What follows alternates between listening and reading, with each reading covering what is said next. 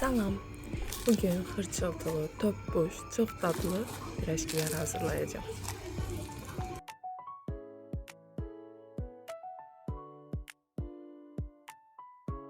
Bunun için 250 ml ılık süt ve 1 yemek kaşığı instant mayanı karıştırıp aktifləşməyə qoyuruq. 5-10 dəqiqə ərzində aktifləşir.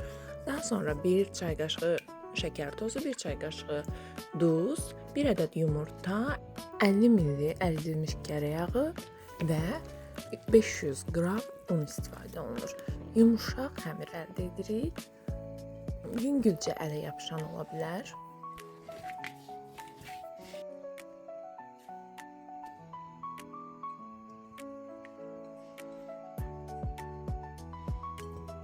Xəmirimizi 1 saat mayalanmağa qoyuruq.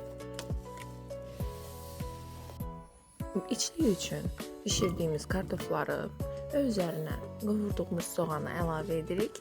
Daha sonra mən şüyüd sevdiyim üçün içərisinə şüyüd əlavə etdim və toz, qarabibər, duz. Ədəvaların miqdarını zövqünüzə görə əlavə edə bilərsiniz.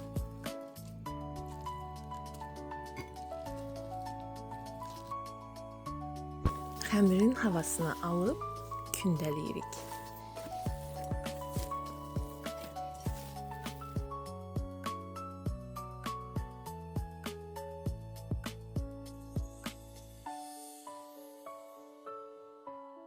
Kündələrin üzərini örtüb 5-10 dəqiqə gəlməsini gözləyirik. Daha sonra əlimizlə açıb içlikdən əlavə edib kənarlarını bağlayırıq.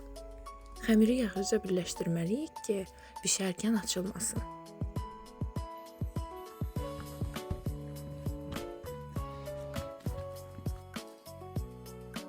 Qazana bolca duru yağ əlavə edirik.